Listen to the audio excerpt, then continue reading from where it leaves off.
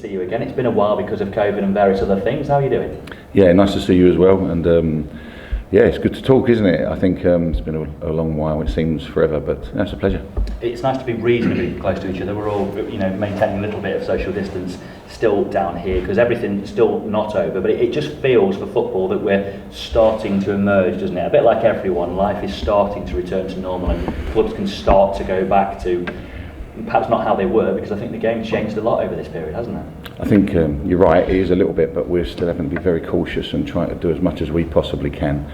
And I think that's going to go ahead for a long, long time, certainly with schools and everybody else. And I'm not going to go into politics, but we've still got to manage our situation, and thankfully we're trying to do that as well as we can.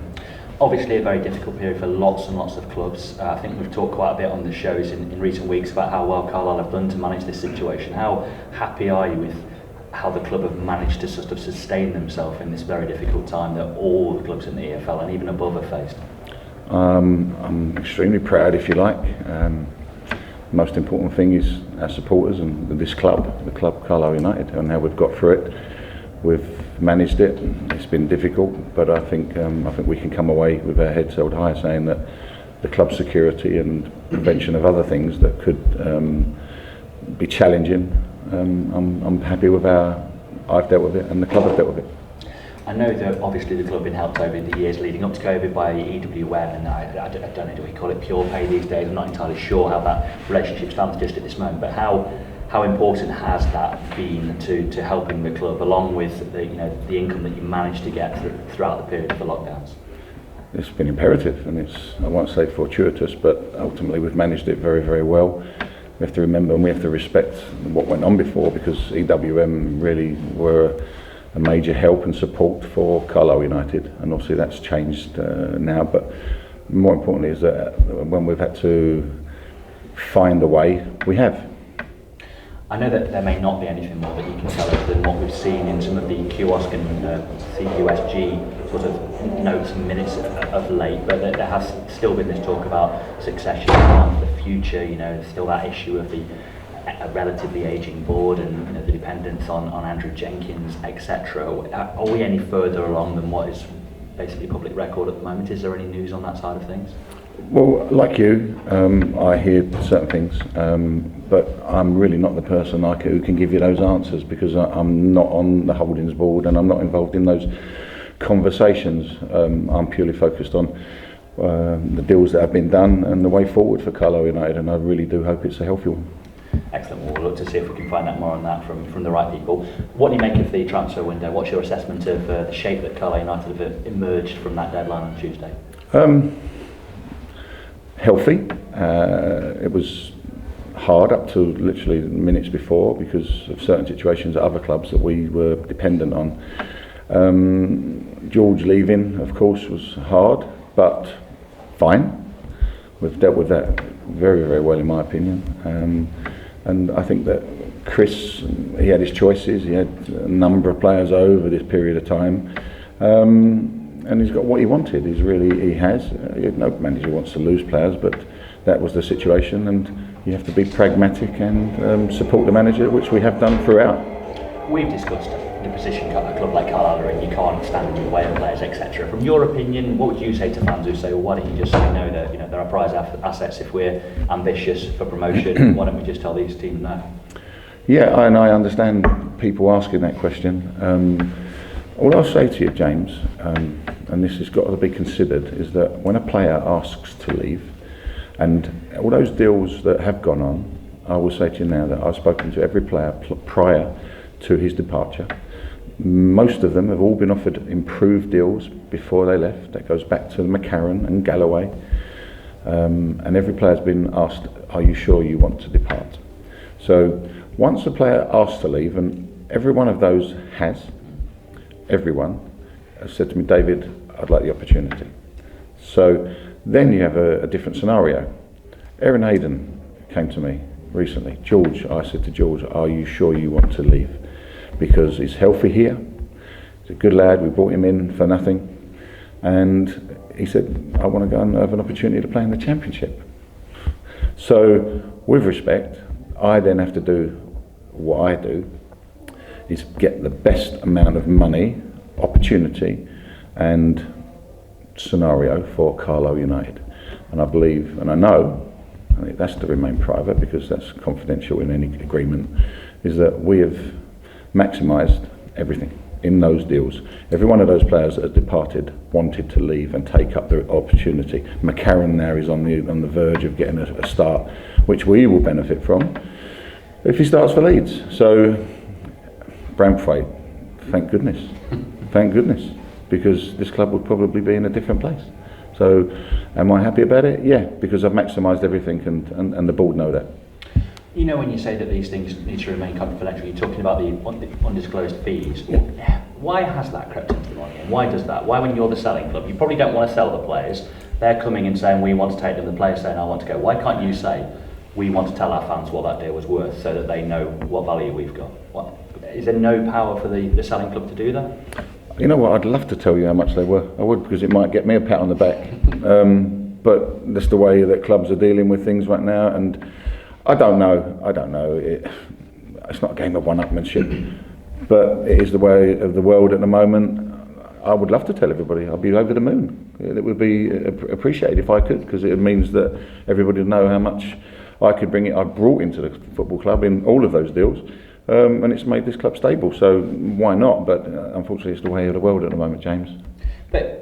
So what stops you then? Is it written into the contract when the player goes? Is it actually physically in the contract? Yeah, it is, and it's confidential. That's why I don't know whether clubs want to reveal their private circumstances, but there's a couple of clubs out there that, if they inform other clubs how much money they've got, then maybe another naught goes on the end or something like that. But the feeling is that football people know, you'll know what players go for, agents know what players go for. The only people who get left out of the conversation are fans, and they're the ones who invest the most. And I agree, and I'm sorry for that, but I didn't make the rules, and I do know every deal is to the pound, and that's what I enjoy doing. But all I can say to the supporters, I would gladly tell you, I haven't got a problem with that, but it is confidential, it's in writing, and it's an agreement that both clubs end up coming to.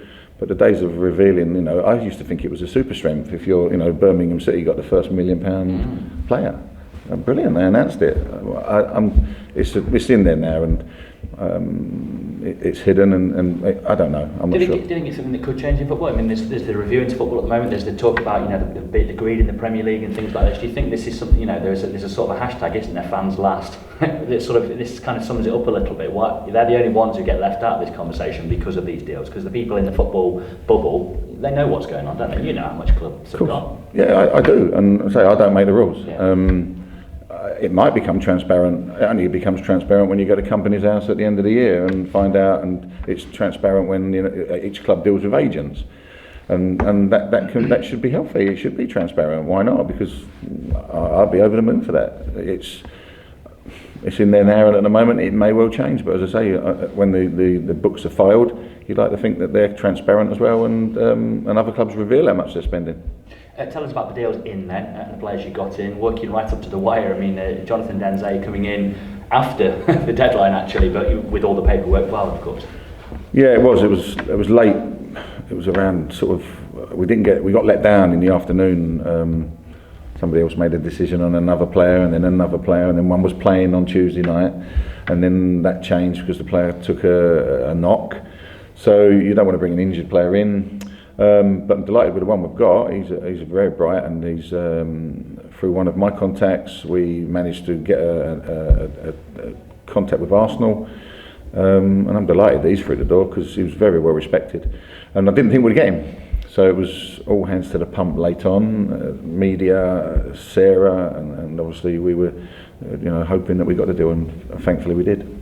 Sarah night as well. Yeah, sure. Yeah, Sarah, bless her.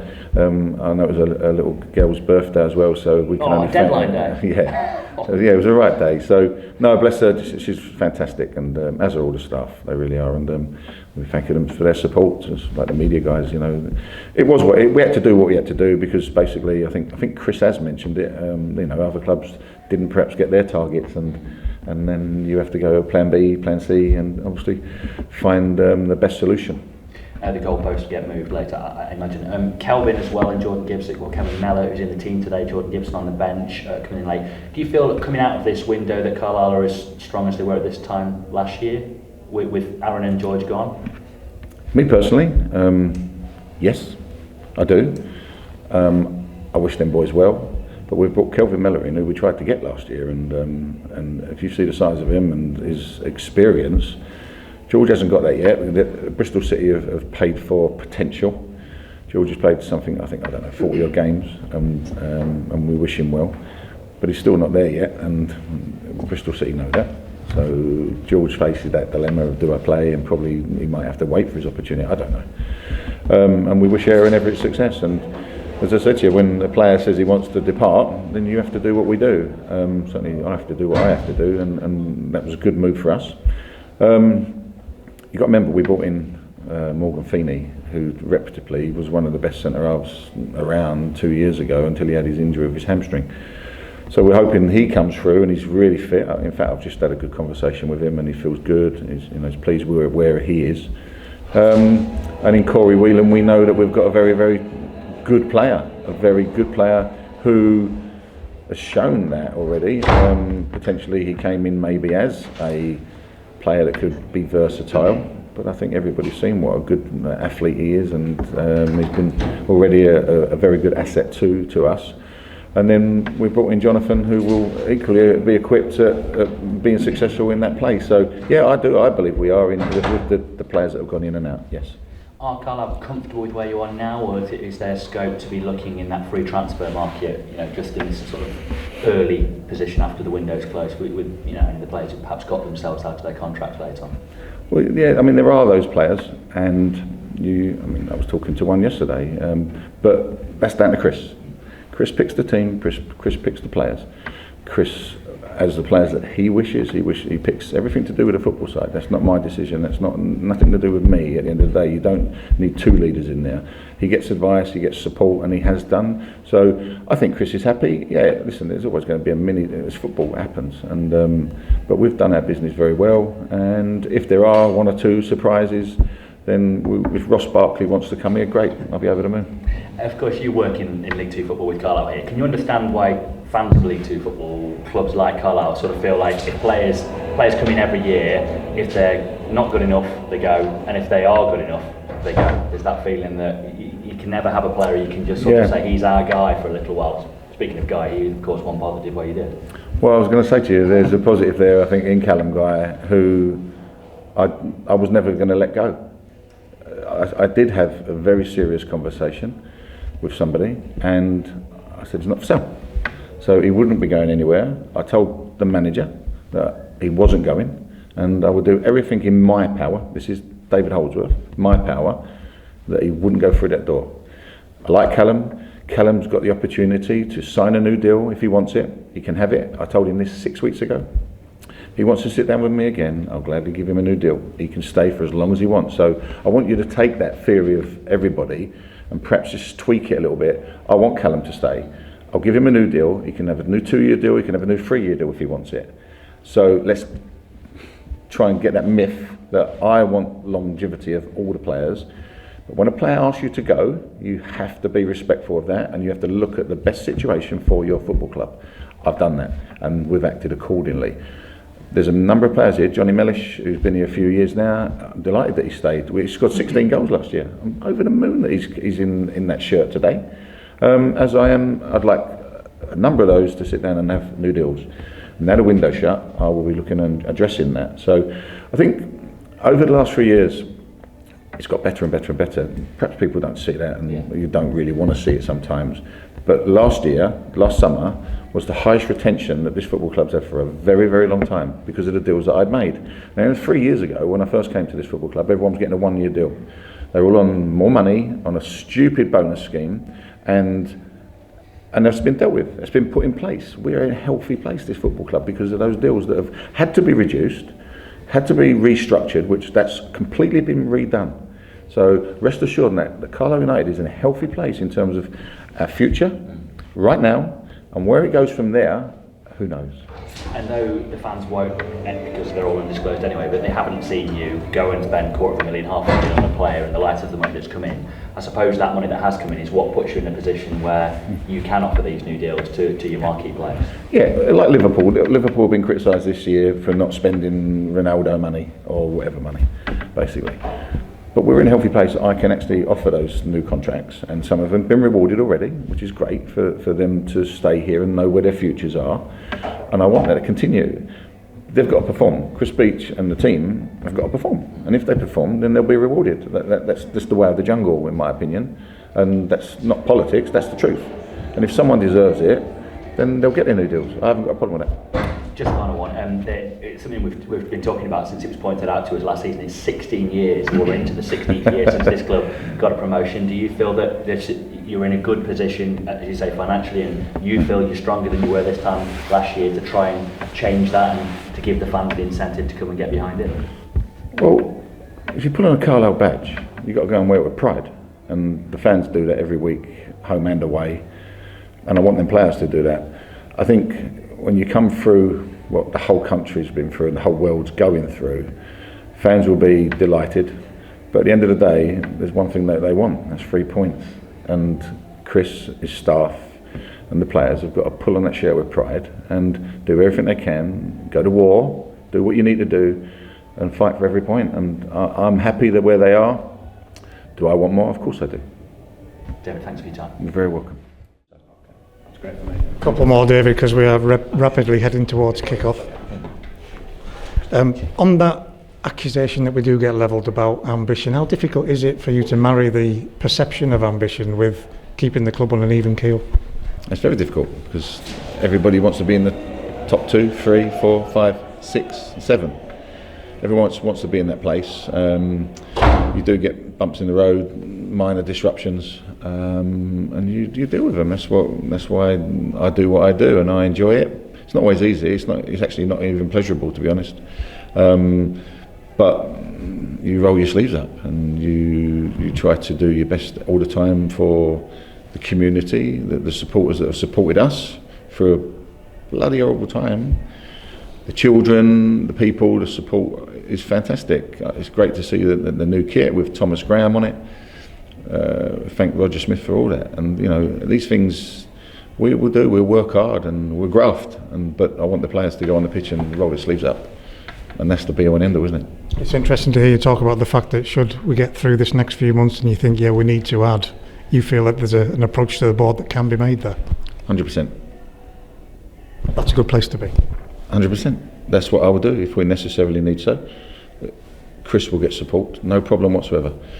I think if we can be in there, in the mix and working our socks off and tiny little bit of luck maybe along the way, then we've got a very good squad here, and if we have to add to it, then we will do so, because I want to be in the same position I was at Christmas. That was a real joy, and we didn't get there by luck. We got there by hard work, and teams feared us.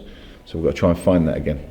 So when fans are shouting at you, spend the money, what is your answer to that question? We will. We can use whatever we get given to bring in.